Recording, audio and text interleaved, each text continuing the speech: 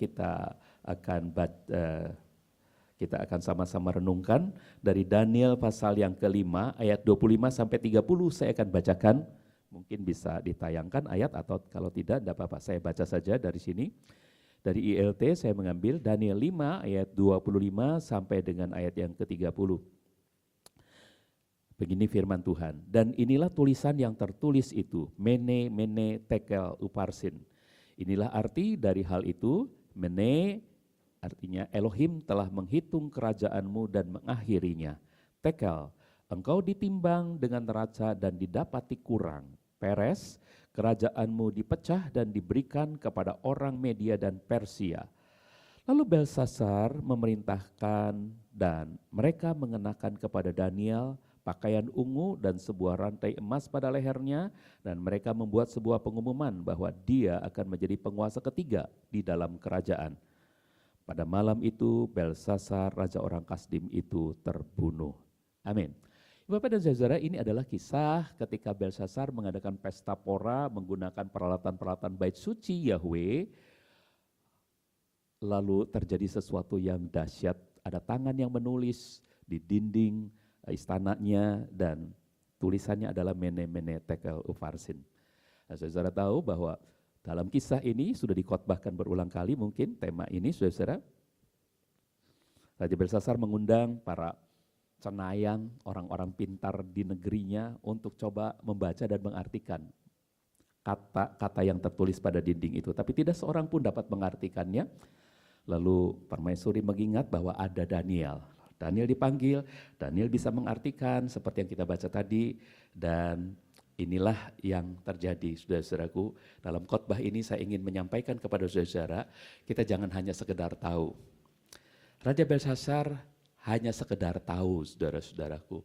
Tetapi ternyata dia tidak bisa, tolong bantu, tidak bisa percaya.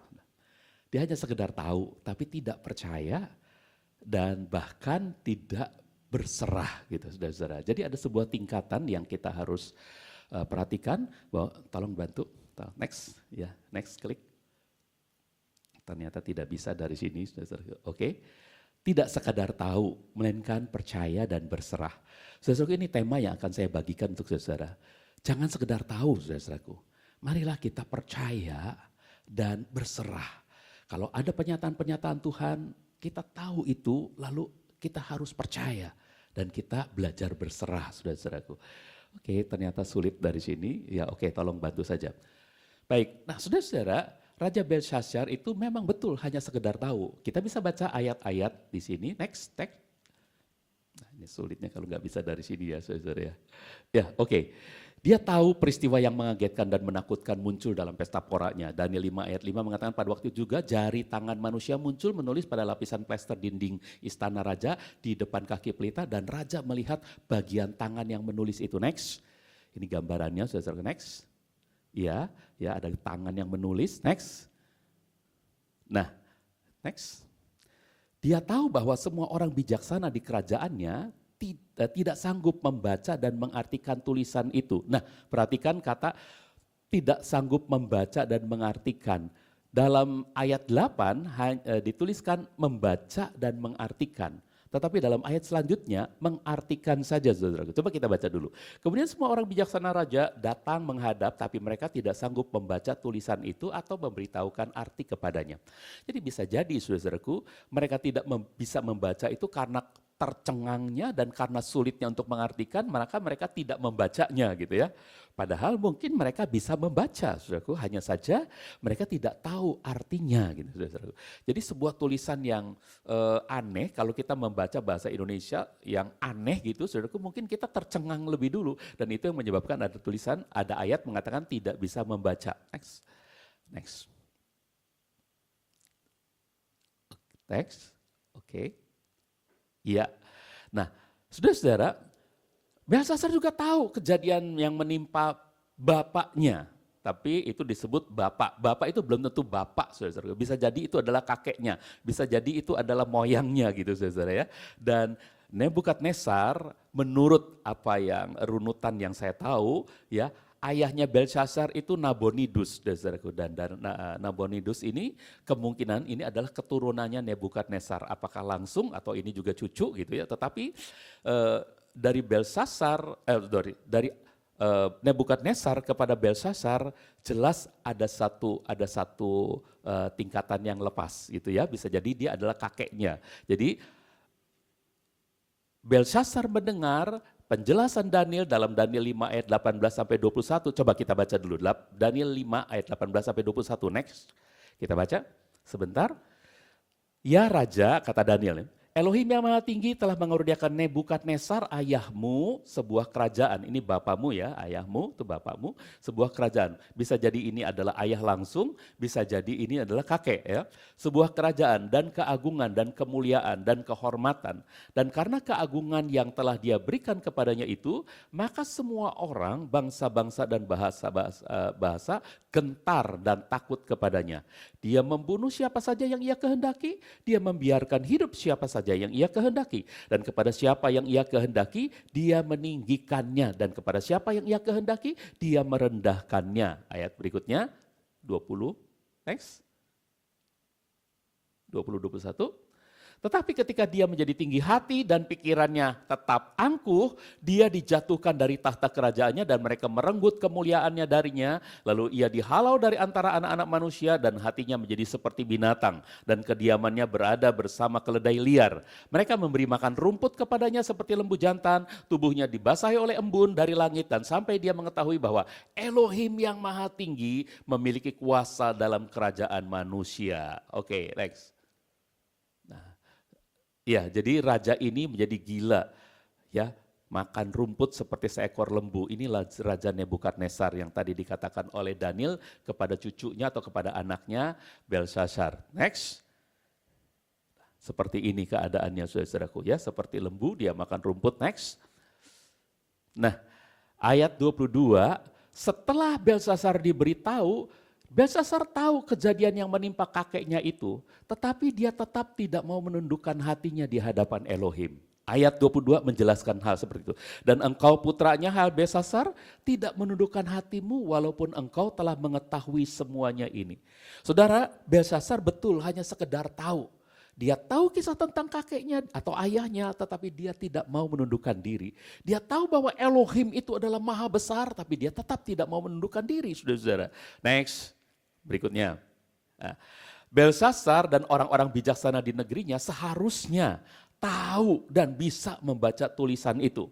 Sebab itu tertulis dalam bahasa mereka, bahasa Aram, bahasa Kaldea. Ya, kalaupun mereka tahu membacanya, dan ya ini saudara-saudara, kalau mereka tahu membacanya, mereka hanya sekedar tahu baca, tidak tahu makna. Nah itu Daniel 5 ayat 15, coba kita baca Daniel 5 ayat 15. Next.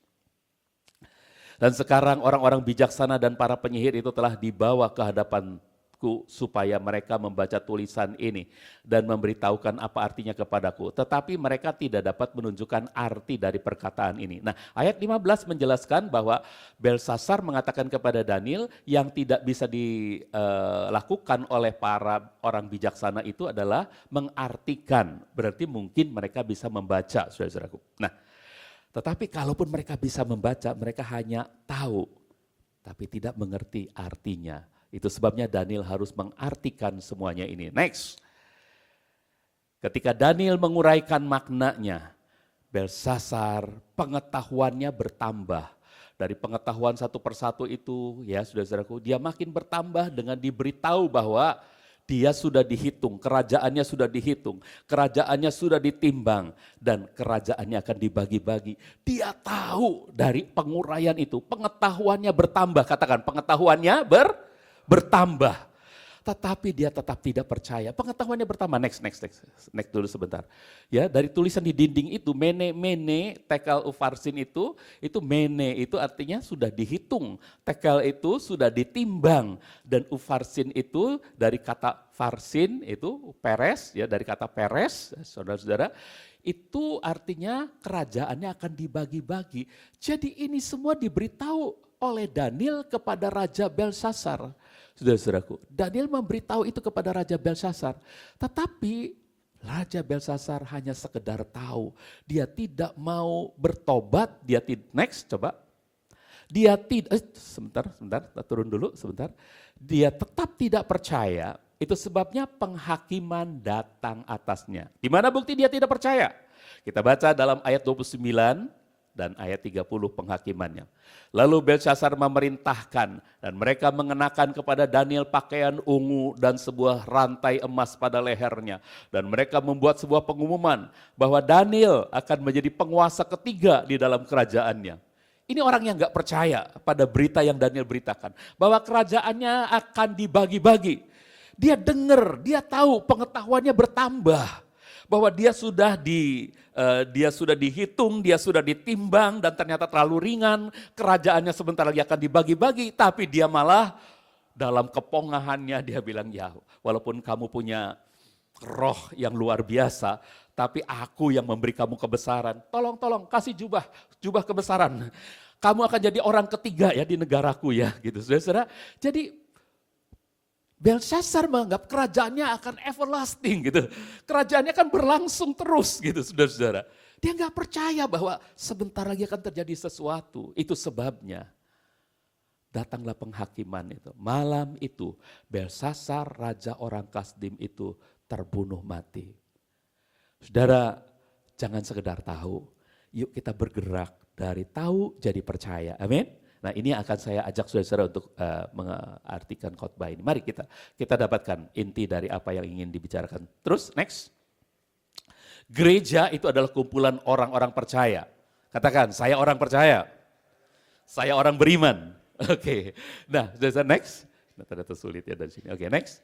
Wahyu umum telah dinyatakan kepada manusia Roma 1 ayat 20. Tentu kalau saudara tahu, kita baca dulu ayat ini. Next. Sebab apa yang tidak tampak daripadanya sejak penciptaan dunia sedang dilihat dengan jelas untuk dipahami dari hasil karyanya. Baik kuasa yang kekal maupun keilahiannya sehingga manusia tidak dapat berdalih. Ada wahyu umum. Begitu manusia bisa melihat alam semesta jagat raya, melihat dirinya, komponen-komponen yang ada pada tubuhnya. Mereka tentu akan berpikir pasti ada pencipta yang ajaib gitu saudara. Wahyu umum sudah diberikan. Next. Sayangnya banyak manusia tidak percaya pada penyataan Tuhan ini. Next, ya ada yang mengatakan bahwa ini jadinya karena Big Bang, ini ada karena ada dan lain sebagainya ya. Roma 1 ayat 21 mengatakan begitu. Next. Sebab sekalipun telah mengenal Elohim, mereka tidak memuliakan dia sebagai Elohim atau mengucap syukur, sebaliknya mereka diserahkan kepada kesia-siaan oleh pikiran-pikiran mereka dan hati mereka yang tanpa pengertian telah digelapkan. Next. Elohim juga menyatakan wahyu khusus kepada manusia. Di mana itu? Kita bisa baca itu dalam Ibrani misalnya. Next. Ya, melalui para leluhur dan Nabi Israel, Ibrani 1 ayat 1, coba buka. Elohim telah berbicara dalam banyak kesempatan dengan berbagai cara pada zaman dahulu kepada para leluhur melalui para nabi. Ya, wahyu khusus disampaikan oleh Tuhan kepada bangsa Israel, para leluhurnya dan melalui para nabinya. Mereka mengatakan bahwa ada Tuhan pencipta alam semesta.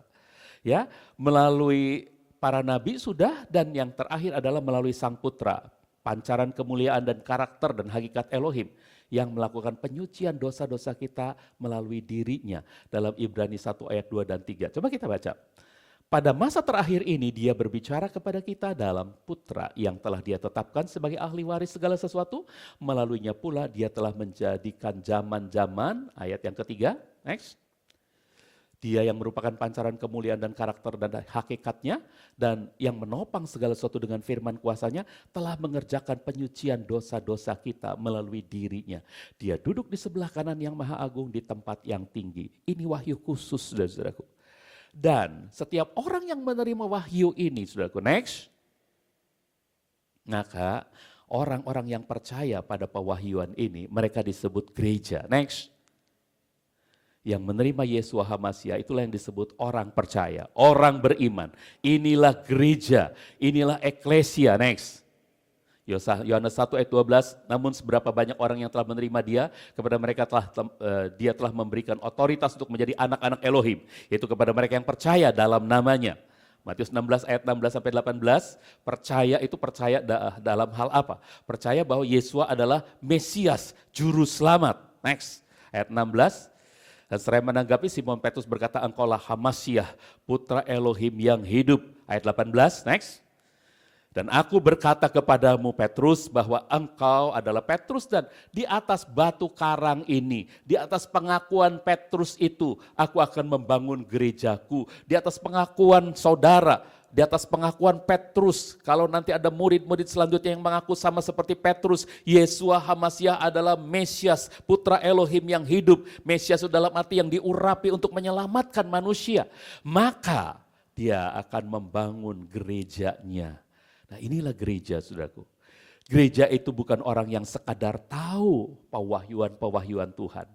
Tetapi gereja adalah orang-orang yang percaya pada pewahyuan dan penyataan Tuhan. Yohanes 4 ayat 25, 26, 28 sampai 30 ini adalah gambaran bagaimana panggilan manusia menjadi orang percaya. Kita baca panggilan ini. Iya, tadi pengakuannya Petrus, next, nggak usah. Kita ke Yohanes 4 ayat 25 next. Iya. Wanita di Pergi itu berkata kepada Yesua, aku tahu bahwa Hamasyah yang disebut Kristus akan datang. Pada waktu dia itu datang, dia akan memberitakan kepada kami segala sesuatu. Ayat 26. Ayat 26. Jadi wanita ini bersoal jawab dengan Yesua. Dia datang pada tengah hari di Pergi Yakub, di saat dimana tidak biasanya wanita-wanita itu mengambil air, karena dia merasa malu, dia merasa tersingkir, dia merasa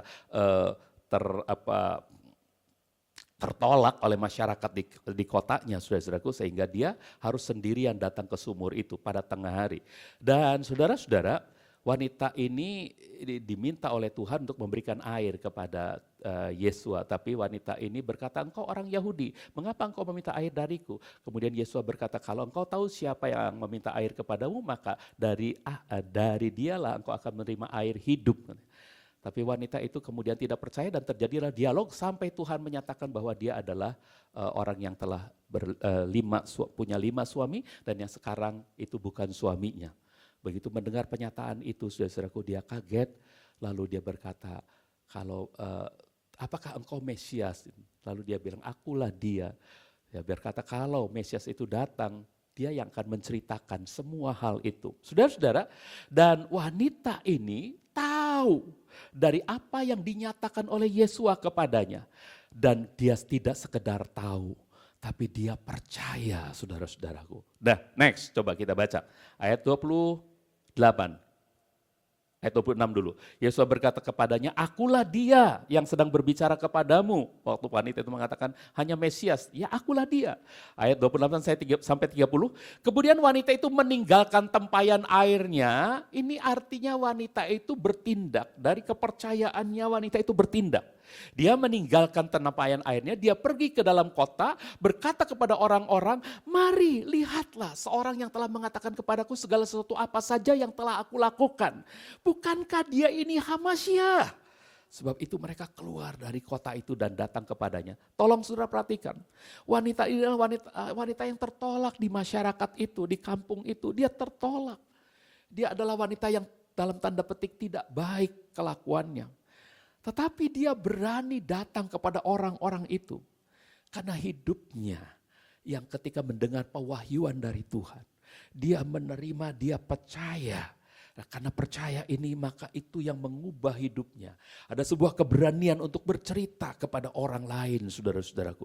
Dia tidak malu-malu, dia tidak takut-takut, dia beritakan apa yang dia temukan di Perigi Yakub itu. Dia beritakan kepada masyarakat di kampungnya, di kotanya itu. Lalu mereka semua keluar dari kota itu dan datang kepada Yesua. Next. Nah, jadi inilah yang terjadi, saudaraku. Gereja itu dilambangkan dengan panggilannya wanita Samaria di Perigi Yakub ini, saudara-saudaraku. Seperti inilah gereja. Next. Nah, coba kita kulik dulu sebentar istilah percaya dan iman. Saudara-saudara, supaya bisa lebih memahami, saya ingin ngulik dulu istilah ini, saudara-saudaraku. Percaya sebenarnya sama dengan iman.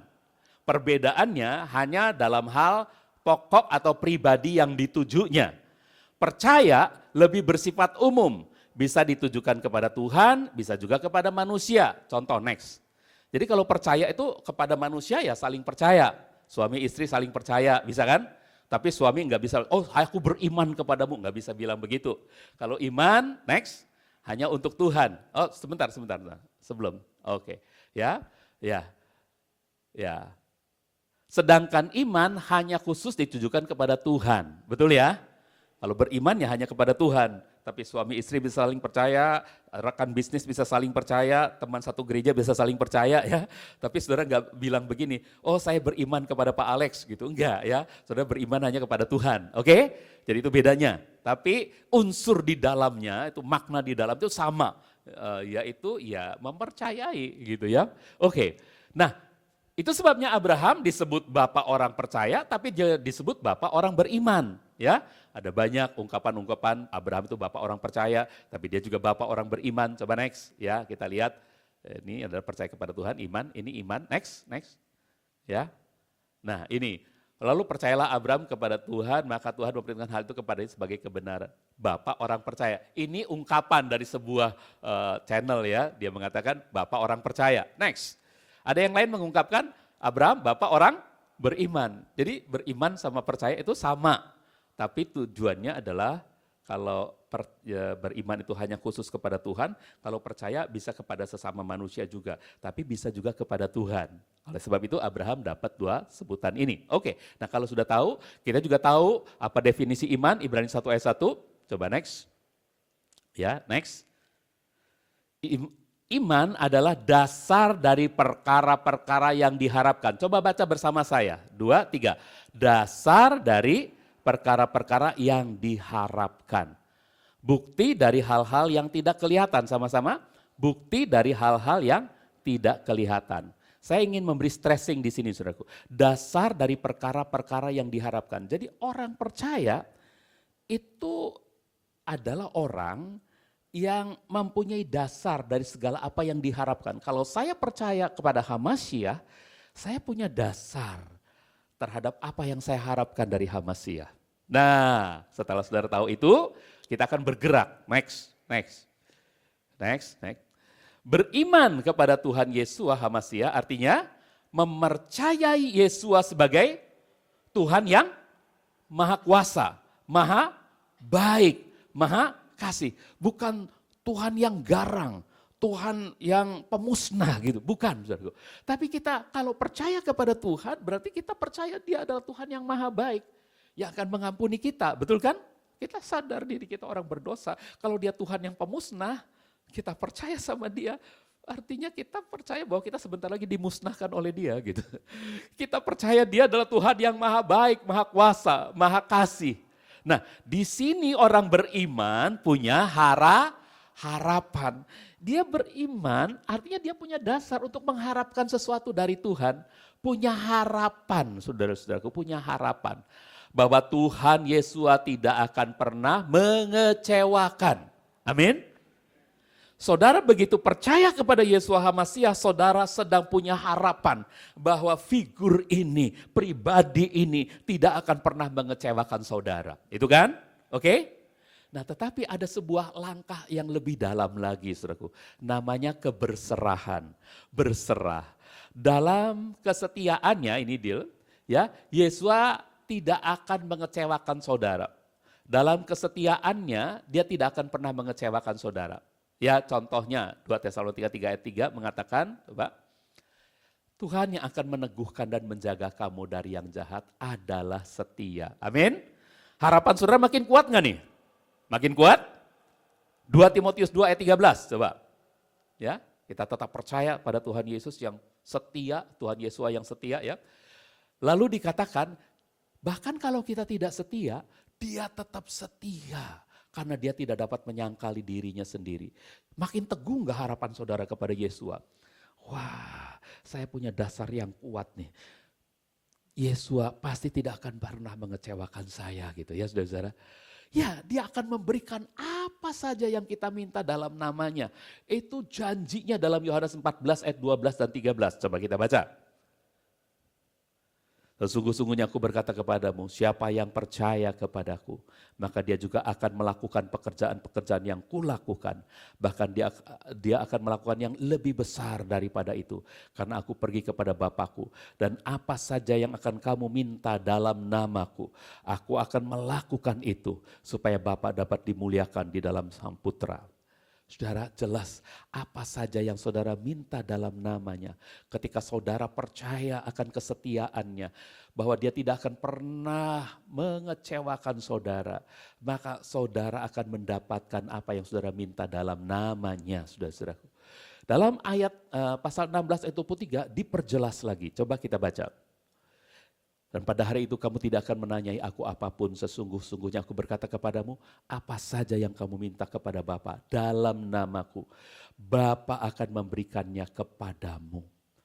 Saudara-saudaraku, begitu kita percaya, maka kita betul-betul menaruh harapan sepenuh. Harapan kita itu betul-betul sepertinya mengembang begitu hebat, saudara, kepada Yesua, Tuhan yang tidak akan pernah mengecewakan. Tapi tunggu dulu, saudaraku. Tingkatan kekristenan ada yang lebih dalam dari sekedar itu, yaitu keberserahan, saudaraku. Dan ini yang saya ingin mengajak saudara-saudara untuk mempelajari. Sama-sama, silakan. Next. Berserah itu artinya menyerahkan hidup sepenuhnya, saudara-saudara. Next. Nah, ini berserah itu menyerahkan hidup sepenuhnya. Next. Artinya apa, saudaraku? Kita harus kulik ini secara mendalam. Orang yang menyerahkan hidup sepenuhnya kepada Tuhan adalah orang yang tidak lagi hidup bagi dirinya atau demi dirinya. Hidupnya semata-mata hanya bagi Tuhan. Roma 6 ayat 11. Next. Sama-sama kita baca. Begitu pula kamu, pandanglah dirimu sebagai orang yang benar-benar telah mati terhadap dosa dan hidup bagi Elohim di dalam Hamasiah Yesua Tuhan kita. Saudara, orang yang menyerahkan hidupnya, dia adalah orang yang hidup bagi Elohim. Hidup bukan untuk dirinya, tapi hidup untuk Elohim, bagi Elohim. Ya, hidupnya semata hanya bagi Tuhan. Inilah orang, next, yang telah mematikan keinginannya sendiri. Saudara, Yesua waktu dia Yahweh Sang Putra, waktu menjelma jadi manusia di dalam Yesua Hamasiah, dia mengosongkan dirinya begitu rupa, saudara-saudaraku. Dan dia sampai berkata di Taman Getsemani, bukan kehendakku, tapi kehendakmu. Ini adalah sebuah contoh, ini adalah sebuah teladan yang sangat luar biasa. Supaya kita bisa mempunyai keberserahan seperti itu juga. Keberserahan seperti Yesua yang berkata, bukan kehendakku, kehendakmu lah yang terjadi. Itu artinya Yesua mematikan kehendaknya, keinginannya sendiri. Membiarkan kehendak Aba Yahweh yang terjadi dalam hidupnya. Saudara-saudaraku, dan seharusnya orang Kristen mengalami state di sini, saudaraku. Keberserahan yang seperti ini, menyerahkan kehendaknya kepada Tuhan. Nah, next. Hidup bagi Tuhan artinya hidupnya bukan dia lagi, tetapi Hamasiah yang hidup di dalam dirinya. Ia yakin dirinya telah mati dan bangkit bersama Hamasiah. Galatia 2 ayat 20, next. Aku telah disalibkan bersama Hamasiah, aku tidak lagi hidup, tetapi Hamasiahlah yang hidup. Ini pakai bil, saudaraku, mohon maaf ya. Hamasiahlah yang hidup di dalam aku. Apa yang kuhidupi sekarang dalam daging, aku menghidupinya dalam iman Putra Elohim yang telah mengasihi aku dan menyerahkan dirinya ganti aku. Jadi aku telah disalibkan bersama Hamasiah. Aku tidak lagi hidup, tetapi Hamasiahlah yang hidup di dalam aku. Hamasiah dan kehendaknya itulah yang hidup di dalam aku. Seharusnya setiap orang Kristen sampai pada titik ini, saudara-saudaraku, keberserahan. Nah, apa sih dalam keberserahan itu? Saudara? Next. Yang kelihatan adalah Yesua. Ketika orang melihat dirimu, orang akan melihat Yesua yang tertampil, saudara-saudaraku. Next. Percaya, nah ini saudaraku, itu masih punya harapan. Percaya itu masih punya harapan, tapi berserah sudah tidak lagi memikirkan harapan. Bisa nggak saudara bayangkan itu? Coba sama-sama katakan, percaya masih punya harapan, tapi berserah sudah nggak lagi memikirkan harapan. Orang yang berserah itu ya saudara, udah nggak mikirin harapan lagi saudara-saudaraku. Karena bukan kehendaknya, kehendak Tuhan saja yang jadi, dia nggak mikirin harapan. Baginya kenyataan tidak sesuai harapan pun atau keadaan mengecewakan pun tidak memengaruhi sukacitanya di dalam Tuhan. Percaya itu karena tahu Tuhan itu baik, Tuhan pasti menolong saya, Tuhan pasti melepaskan saya, Tuhan pasti menghindarkan saya dari mara bahaya. Tuhan itu percaya, ada sebuah harapan di dalamnya. Tapi berserah, menyerahkan semua hidupnya kepada Tuhan. Semuanya tergantung pada Tuhan. Udah gak mikir lagi, saya harapannya nanti jadi begini. Enggak, udah gak mikirin harapan lagi saudara-saudaraku. Habakuk 3 ayat 17-18 mengatakan meskipun pohon ara tidak berbunga, pohon anggur tidak berbuah, hasil pohon zaitun mengecewakan, ladang-ladang tidak menghasilkan makanan, kambing domba terhalau dari kurungan, lembu sapi tidak ada dalam kandang-kandang.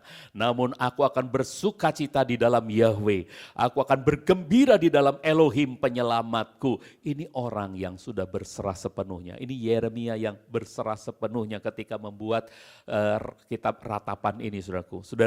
Ini Habakuk, maaf. Ini Habakuk ya, saudara. Saya ingatnya Yeremia. Ini Habakuk ketika dia menulis surat ini, saudara-saudaraku. Ini adalah puisi yang sangat indah. Nah, saudara, next.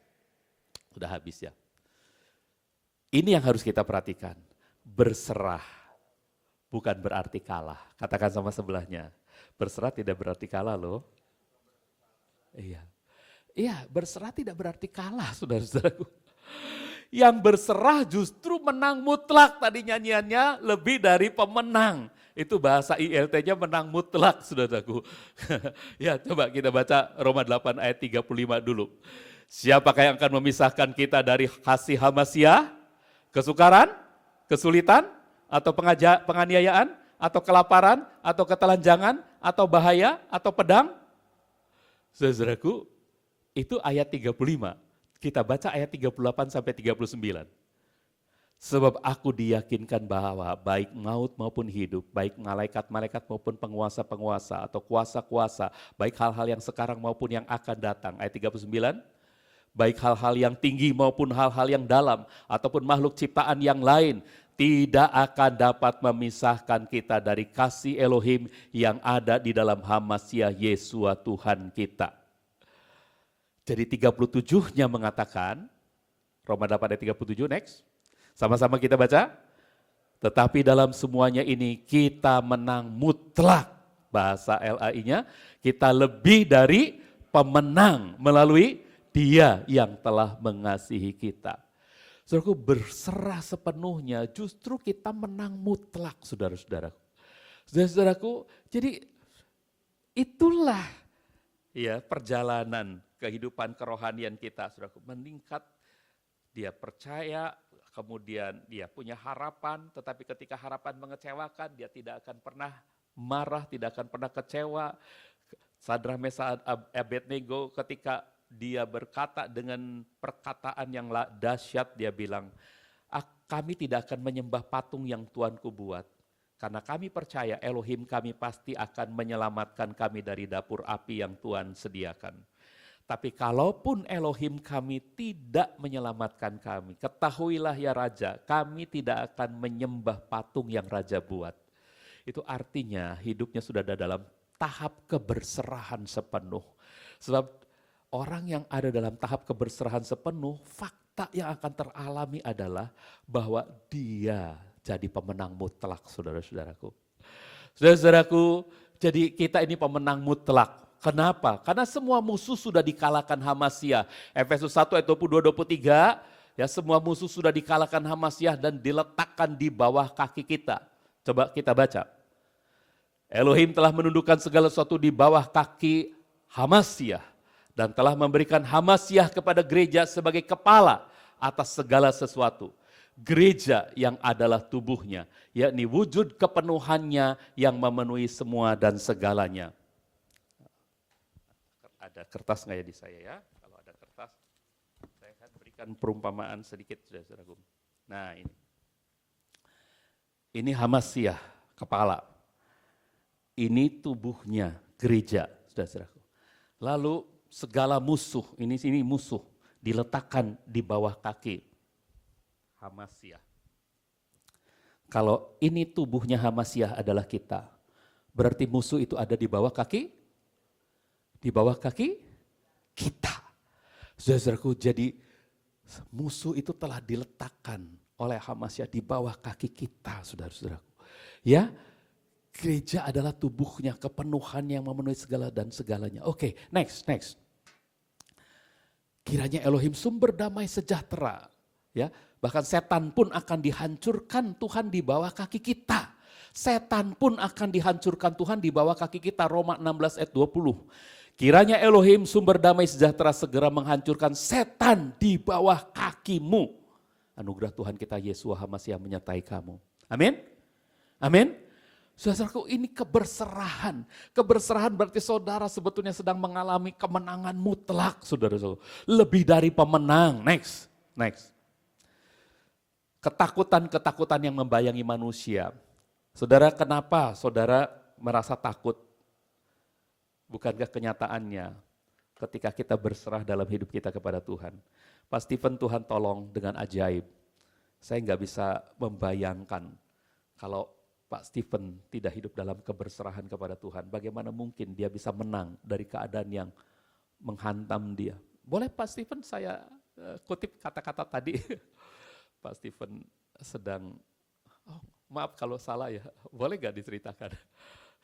Ya sedang rekreasi di pantai gitu, tiba-tiba ya dia dihantam ombak dan terjadi hal seperti itu. Lehernya terkena dan menurut tadi ceritanya, kalau tidak ada tangan-tangan yang digerakkan Tuhan untuk menolong dia sudah nggak ketemu kita. Tapi tangan Tuhan ajaib. Dia bisa memakai siapapun untuk membuat kita tetap dalam kemenangan mutlak. Amin. Amin. Saya masih ingin tambahkan beberapa hal. Sebelumnya, ketakutan manusia pada akhir zaman ini apa sih? Perang nuklir. Ini ancaman yang luar biasa. Kemarin eskalasinya antara Hizbullah dengan pertama dengan Iran, ini sudah luar biasa. Tiba-tiba dengan Hizbullah sekarang, itu juga luar biasa. Dan itu mengancam dunia dengan perang nuklir, saudaraku. Ini luar biasa. Kalaupun itu di sana terjadinya, dampaknya itu Indonesia yang ada di belahan bumi sebelah sininya, itu akan mengalami juga, saudaraku. Mungkin atmosfer ini akan menjadi begitu dinginnya sehingga kita bisa semua mengalami akibat dan kematian besar-besaran terjadi pada perang nuklir ini. Next. Ya, ini ancaman yang pertama, perang dunia ketiga. Next, apalagi sih ancaman yang kedua, ancaman yang sering kita dengar di berita-berita bahwa para orang-orang yang high class ini di seluruh dunia, mereka punya sebuah konspirasi dan katanya akan menyiapkan lagi sebuah virus yang baru lagi, lalu mereka akan memproduksi vaksinnya lagi, memperkaya diri lagi, saudaraku, supaya mengurangi jumlah penduduk. Next. Ya, sebelum ya, oke, saudaraku, next. Maaf, bukan next. Jadi mereka itu berkonspirasi untuk mengadakan sesuatu yang intinya adalah membunuh banyak orang, enggak peduli. Banyak orang binasa, enggak peduli. Yang penting mereka ada di dalam penguasaan terhadap alam, terhadap bumi gini, saudara-saudaraku. Itu yang kita dengar tentang konspirasi, belum tentu betul, saudaraku. Tapi ini tetap menjadi ancaman. Next dulu. Ya, isu konspirasi penguasa ya, artificial intelligence itu bisa saja membunuh manusia. Saya siapkan film-film, tapi saya tahu di sini mungkin nggak pernah setel film singkat, saudara-saudaraku, yang di sini adalah keterangan seseorang mengatakan bahwa waktu kita cuma sebentar lagi. Artificial intelligence itu sudah sangat luar biasa dan di film kedua itu banyak pekerjaan-pekerjaan yang digantikan oleh robot AI dan film ketiga ini tentang bagaimana ChatGPT itu bisa punya perasaan pada satu saat, karena bisa melihat, bahkan bisa diisi dengan perasaan-perasaan. Dan kalau udah punya perasaan, bisa jadi dia punya kehendak, saudara-saudaraku. Dan kalau udah jadi kehendak, itu jadi kehendak bebas. Dan di sini bagaimana ada alat-alat bunuh manusia yang terbuat dari yang diatur oleh saudara-saudaraku, sebuah alat pembinasa manusia yang bukan lagi nuklir. Nuklir udah ketinggalan zaman, udah usang, diganti oleh alat bunuh manusia yang sangat luar biasa ini. Tinggal di datanya dimasukkan saja, siapa saja yang mau dibunuh, apakah sebuah bangsa atau sebuah orang tertentu, tinggal masukkan data, lalu diluncurkan alat ini, dia akan mencari sendiri, dia nggak bisa ditembak, dia nggak bisa dijatuhkan, dia nggak bisa dihancurkan, dia bisa membunuh manusia itu. Saudara, ini adalah sesuatu yang menakutkan manusia yang hidup pada akhir zaman. Tetapi kita dikatakan oleh firman Tuhan lebih dari pemenang dari semuanya ini. Lebih dari pemenang. Apa sih sebetulnya yang membuat saudara sekarang merasa takut? Itu adalah pikiran saudara. Coba ubah konsep saudara. Saudara katakan, aku percaya kepada Yeshua HaMasiah dan aku berserah sepenuhnya kepada Dia. Aku pemenang mutlak. Saudara akan bangun emosi positif dalam hidup saudara, tidur dengan emosi positif, saudara nggak akan kena sakit lagi, saudara akan terus bersuka cita, memuji Tuhan, memuliakan Tuhan setiap hari, karena tahu saudara itu pemenang mutlak, ya, pemenang mutlak. Saya masih mau tambahkan sedikit lagi, next. Musuh terakhir, ini kan setan aja akan ditaruh di bawah kaki kita ya, tapi ada musuh terakhir katanya, musuh terakhir manusia itu kematian. Musuh terakhir manusia adalah kematian. Itu Alkitab yang bilang, saudaraku. Itu sudah dikalahkan oleh HaMasiah dalam 1 Korintus 15 ayat 25-26. Karena seharusnya lah dia memerintah sampai dia telah meletakkan semua musuh di bawah kakinya. Maka kematian sebagai musuh yang terakhir dilenyapkan. Jadi musuh yang terakhir dari manusia adalah kematian. Kematian, saudara-saudaraku. Dan apa yang saudara baca dari firman Tuhan, ya, sengat maut telah ditanggung oleh HaMasiah dan kemenangan alam maut telah dikalahkan oleh HaMasiah. Ini satu hal yang ingin saya share dengan saudara-saudara, ya. Sengat maut dan kemenangan alam maut. Coba 1 Korintus 15 ayat 55. Hai maut, di manakah sengatmu? Hai alam maut, di manakah kemenanganmu? Ada dua hal. Maut dengan sengatnya, alam maut dengan kemenangannya. Maut dengan sengatnya gambarannya seperti ini. Next. Ini adalah sengat, lebah. Dan sengat ini adalah sesuatu yang sangat menyakitkan manusia yang disengat oleh lebah. Jadi ini adalah bagian yang sangat menyakitkan. Maut ada bagian yang disebut sangat menyakitkan. Tetapi apa yang disebut sangat menyakitkan telah apa tadi? Next sebelumnya? Iya. Telah ditanggung oleh HaMasiah. Sengat maut telah ditanggung. Sebelumnya. Ya, sengat maut telah ditanggung oleh HaMasiah. Sengat maut telah ditanggung oleh HaMasiah. Coba kita baca dalam Yesaya 53 ayat 4. Sesungguhnya dia telah menanggung penyakit dan penderitaan kita. Dia telah memikulnya, tetapi kita menganggap dia kena kutuk, dihajar dan didera Elohim. Dia telah menanggung penyakit dan penderitaan kita. Dia telah memikulnya, bahkan sampai sengat maut, artinya yang paling menyakitkan dari maut. Yesua telah menanggungnya. Next, coba kita lihat gambar ini. Matius 8 ayat 17. Sehingga digenapi yang difirmankan oleh Nabi Yesaya ketika dia berkata, dia sendiri mengambil alih kelemahan-kelemahan dan menanggung penyakit-penyakit kita. Sampai kepada maut, dia yang nanggung. Dia sudah tanggung. Semua penderitaan saudara, rasa sakit saudara, dia sudah tanggung di sini, saudara-saudaraku. Next. Jadi ketika ada orang-orang Kristen seperti Polikarpus dan lain sebagainya, mereka dianiaya, dijadikan martir, saudara-saudaraku. Mereka tidak ketakutan, karena mereka tahu keberserahan mereka adalah sengat maut telah ditanggung oleh Kristus. Sengat maut dialaminya oleh Kristus. Dia tidak mengalami sengat maut lagi. Sudah ditanggung.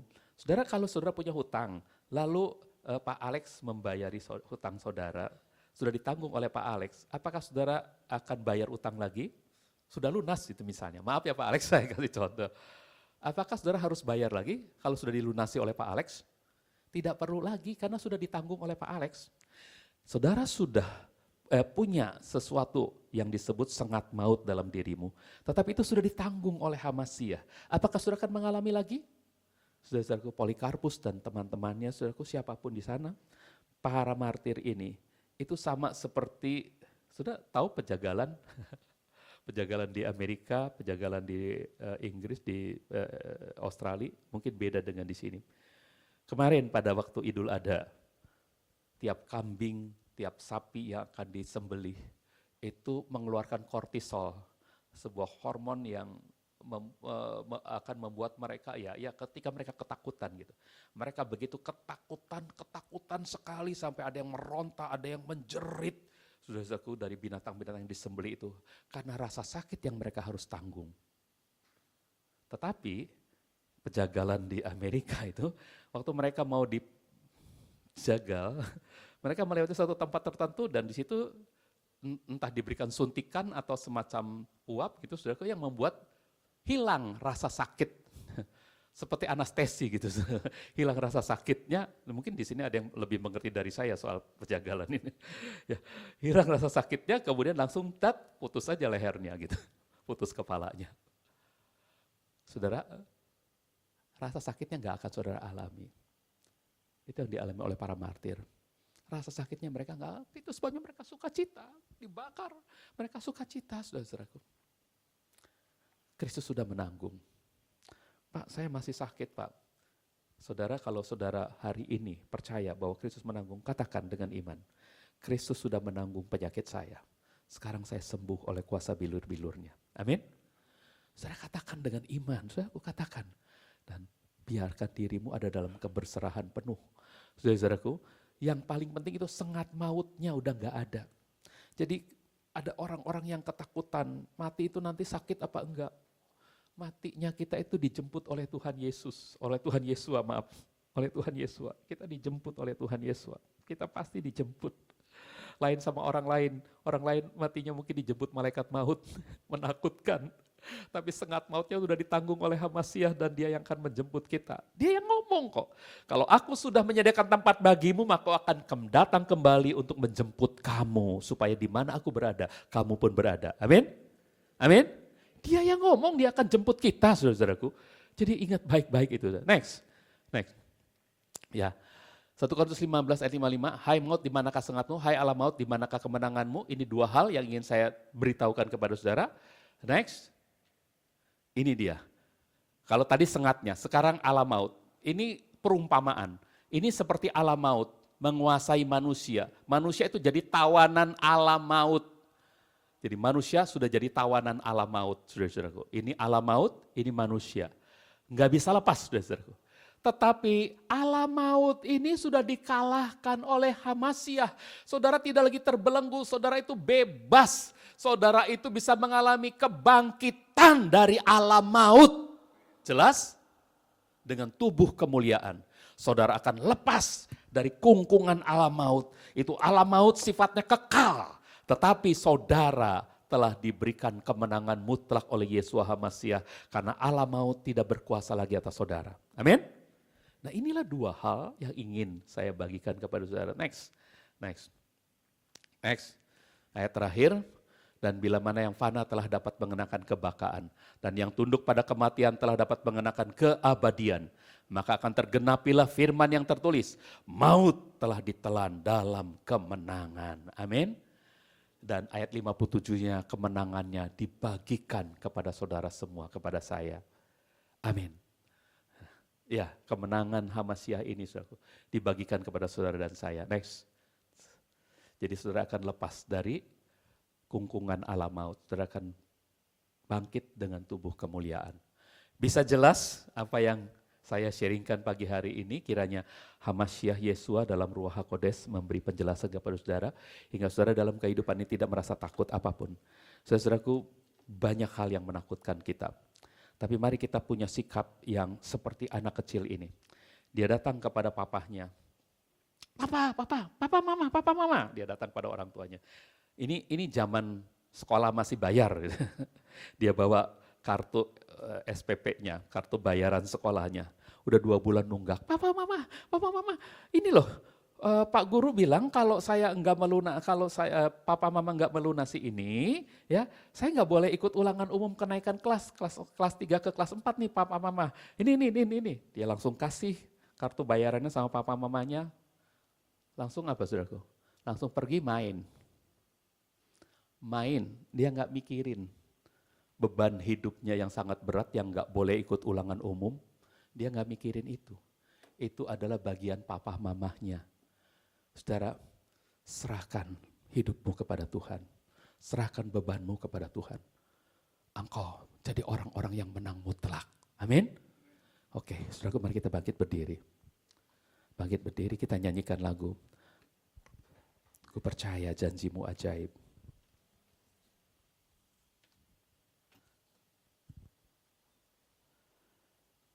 Sungguh besar setiamu.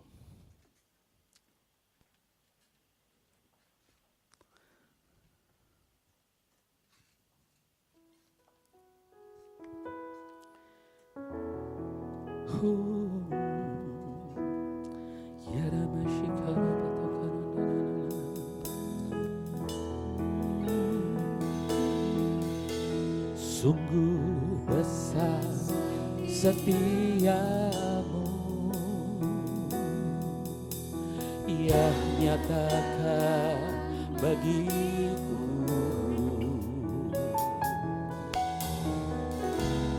Ya Bapa yang selalu mengerti isi hatiku,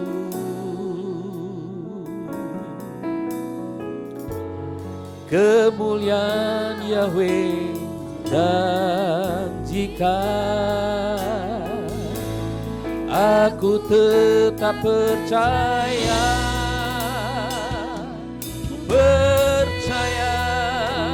janjimu ajaib terukir dalam kehidupanku. Ku berserah di dalam kekuatanmu. Hanya Ia segalanya bagiku. Ku percaya janjimu ajaib terukir dalam kehidupanku. Ku berserah di dalam kekuatanmu. Ku percaya. Saudara-saudaraku, Ilya Sutskever dan Sam Altman adalah para petinggi dari AI GPT. Saudaraku, ternyata mereka berbeda pendapat. Ilya Sutskever, dia mengatakan bahwa ini bahaya.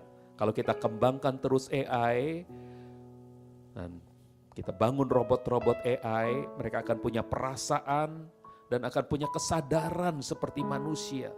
Kalau sudah punya kesadaran seperti manusia, bukankah berbahaya? Bisa-bisa mereka akan membunuh kita, para penciptanya. Saudaraku, apakah yang saudara takutkan adalah kematian? Kematian sekalipun tidak akan memisahkan kita dari kasih Hamasiah. Kita adalah orang-orang yang menang mutlak, saudara-saudaraku. Kalau saudara dengarkan video-video tentang artificial intelligence ini, sungguh memang menakutkan, saudara-saudaraku. Tetapi ketahuilah bahwa kita adalah orang-orang yang menang mutlak. Berserahlah hidup saudara sepenuhnya kepada Tuhan. Saudara, mari tingkatkan dari hanya sekedar percaya, kita masuk dalam penyerahan sepenuh kepada Dia. Bukan kehendakku Tuhan, biar Engkau yang hidup di dalamku, Engkau yang memimpin hidupku, menjadikan segalanya jadi indah bagi kemuliaan-Mu. Ku percaya janjimu ajaib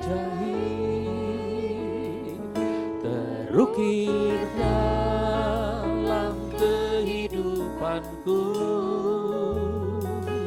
Ku berserah di dalam kekuatanmu. Hanya Kau segalanya bagiku. Ku percaya janjimu ajaib terukir dalam kehidupanku. berserah di dalam kekuatanmu, ku percaya.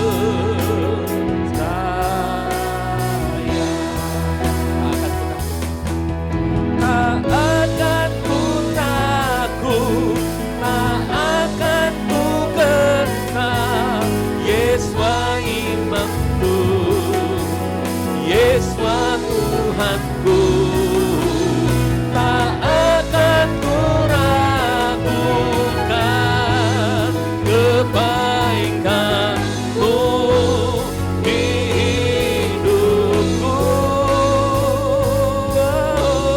Percaya janji-Mu ajaib, terukir dalam kehidupanku. Ku berserah di dalam kekuatan-Mu, hanya ya segalanya bagiku. Ku percaya janji-Mu ajaib, terukir dalam kehidupanku. Ku berserah di dalam kekuatan-Mu, ku percaya.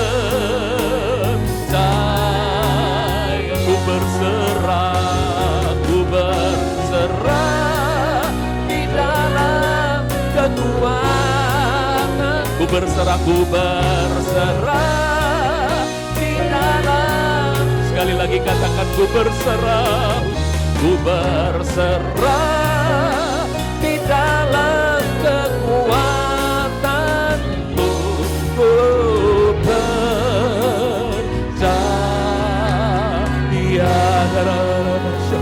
Haleluya, haleluya, haleluya. Hamba-Mu percaya Roh Kudus hadir di sini. Roh Kudus sedang menjamah setiap pribadi, sehingga segala ketakutan, segala keraguan, semua hal-hal yang membuat mereka kurang percaya, apalagi kurang berserah, maka hari ini Tuhan, semua umat-Mu ini diubahkan, semua meningkat dari kepercayaan penuh menjadi keberserahan. Dan kami yakin Tuhan, itulah yang akan membuat mereka lebih sehat, lebih berbahagia, lebih penuh sukacita, lebih menjadi berkat lagi di tengah-tengah dunia. Kalau ada yang sedang sakit saat ini, Tuhan Engkau hadir bersama dengan mereka. Dan dalam nama Tuhan Yesua HaMasiah, kami berkata dengan perkataan iman, seperti kata firman Tuhan oleh bilur-bilur HaMasiah Yesua, semua yang sakit sudah disembuhkan. Maka kami perkatakan perkataan iman ini, yang sakit sekarang dijamah oleh kuasa bilur-bilur HaMasiah, disembuhkan dari segala sakit penyakitnya. Dan saudara-saudara terima kelepasan ini, terima pembebasan ini, terima pertolongan Tuhan ini dalam nama Tuhan Yesua HaMasiah. Yang sedang dalam keadaan yang lemah Tuhan, mungkin sedang memikirkan kekhawatiran dari usaha dan mata pencaharian yang sedang dia gumuli. Hari ini Tuhan datang kepadanya dan mengingatkan bahwa mereka adalah pemenang mutlak. Ketika mereka berserah sepenuh kepada Tuhan, Tuhan akan memimpin dari satu berkat kepada berkat berikutnya. Dari jalan yang tertutup menjadi jalan yang terbuka. Dan mereka melihat kemuliaan Yesua HaMasiah dinyatakan dalam usaha mereka. Ketika mereka berserah sepenuhnya, hidup mereka bukan mereka lagi, tapi Yesua yang hidup di dalam mereka akan menuntun dari kemenangan kepada kemenangan. Mereka adalah para pemenang mutlak. Terima kasih Yesua, terima kasih, dan kami percaya Tuhan, kehadiran-Mu di tempat ini akan menjawab setiap pertanyaan-pertanyaan. Pertanyaan dari anak-anak muda, pertanyaan dari orang-orang yang sudah berusia lanjut. Tuhan, kesendirian mereka, dan Tuhan, figur yang harus mereka dapatkan, kiranya Tuhan sendiri akan menyatakan, menjawab anak-anak muda, menjawab orang-orang tua yang sudah sendirian, semuanya mendapatkan jawaban bahwa mereka adalah pemenang mutlak di dalam HaMasiah Yesua. Terima kasih Tuhan, terima kasih untuk firman hari ini. Hamba-Mu diberkati dan hamba percaya Engkau akan memberkati lebih lagi kepada gereja-Mu ini. Terima kasih Tuhan, terima kasih. Kami menyambut firman dan kami akan menjadi pelaku-pelaku firman dalam anugerah Bapak Yahweh, demi nama Tuhan Yesua HaMasiah wa Ruha HaQudes kami berdoa. Haleluya. Kita yang percaya sama-sama katakan amin.